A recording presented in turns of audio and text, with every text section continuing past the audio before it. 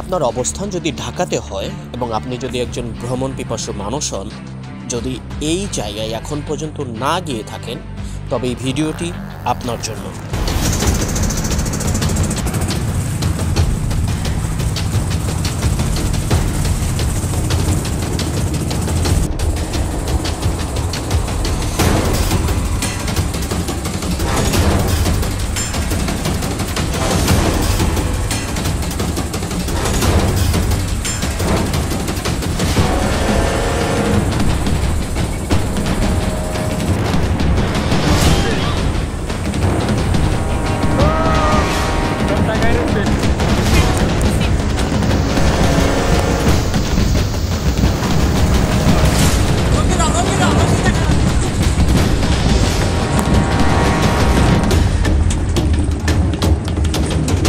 Mini Cox's Bazar হিসাবে ভ্রমণ পিপাসু লোকেদের কাছে এটি একটি খুবই পরিচিত জায়গা।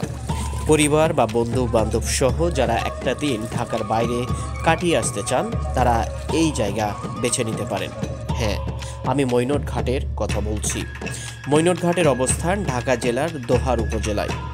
গুলিস্তান থেকে দূরত্ব প্রায় 60 কিলোমিটারের মতো। রাজধানী ঢাকা থেকে দিনে গিয়ে দিনেই বেরিয়ে আসতে পারবেন। আর তাই সকালের শীতল হাওয়া গায়ে লাগিয়ে আমরাও শুরু করি আমাদের যাত্রা। গন্তব্যস্থল মিনি কক্সবাজার নামে খ্যাত সে মৈনট ঘাটের উদ্দেশ্যে।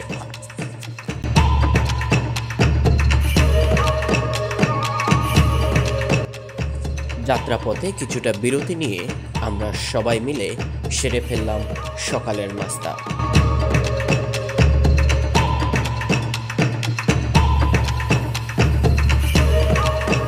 নাস্তা শেষে আবারও শুরু হলো আমাদের সেই মৈনট ঘাটের উদ্দেশ্যে যাত্রা।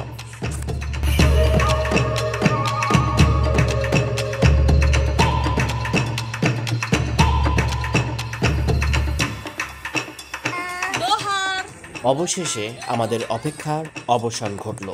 আমরা পৌঁছে গেলাম আমাদের সেই কাঙ্ক্ষিত স্থান মিনি কক্সবাজার নামে খ্যাত মৈনট ঘাটে।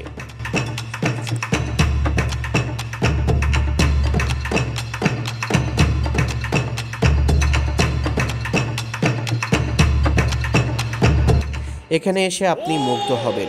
পদ্মা নদীর অপার জলরাশি আপনাকে মুগ্ধ করবে।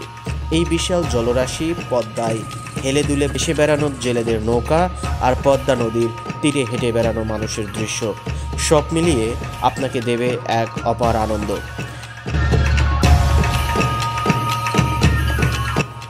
কিছুক্ষণের জন্য আপনার মনে হবে আপনি এখন ঢাকার দোহারের মৈনট ঘাটে নয়, বরং কক্সবাজারের সমুদ্র সৈকতে আছেন। মূলত এই কারণেই মৈনট ঘাট অনেকের কাছে মিনি কক্সবাজার নামে পরিচিত। মৈনট ঘাট ভ্রমণ করতে হলে ঢাকার যে কোনো প্রান্ত থেকে আপনাকে প্রথমে দোহারে আসতে হবে।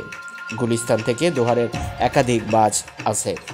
যেতে সময় লাগে প্রায় 2 থেকে আড়াই ঘন্টার মতো এবং ফেরার পথে সন্ধ্যে 6টায় শেষ বাস ছেড়ে আসে। তাই 6টার মধ্যেই বাস স্ট্যান্ডে চলে আসলে আপনি অনায়াসে ঢাকাতে চলে আসতে পারবেন।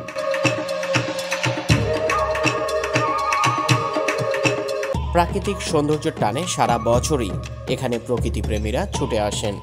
পদ্মার উত্তাল রূপ ও সতেজ প্রকৃতি দেখতে চাইলে বর্ষায় আসতে হবে। আর শরৎকালে অর্থাৎ সেপ্টেম্বর অক্টোবর মাসে এখানে কাশফুলে ভরে যায়। তখন ছবি তোলার জন্য বেশ ভালো একটা সময়। তবে শীতকালে গেলে শান্ত পদ্মা পাবেন। মৈনট ঘাট ভ্রমণে ট্রলার রিজার্ভ করে পদ্মায় ঘুরতে চাইলে 1 ঘন্টার জন্য ভাড়া পড়বে প্রায় 500 থেকে 1000 টাকার মতো। তবে এক্ষেত্রে অবশ্যই আপনাকে দরদাম করে নিতে হবে। যাই হোক, আমরা এখানে কিছুক্ষণ সময় নিয়ে দেখতে থাকি এবং আনন্দ উপভোগ করি। পরবর্তীতে আমাদের গন্তব্যস্থান হয় মাওয়া ঘাটে। আমরা সবাই মিলে আবারও মাওয়া ঘাটে চলে আসলাম। সেখানে গিয়ে দুপুরের খাবার খাই এবং খাবার শেষে গোধূলি বেলাতে আমরা সবাই মিলে নৌকা ভ্রমণের জন্য একটি নৌকা ভাড়া করি। বেশ আনন্দ পেয়েছি। বলা যায় মৈনট ঘাটের চেয়ে মাওয়া ঘাটে এসে বেশ তৃপ্তি পেয়েছি। মনের প্রশান্তি মিলেছে এখানে।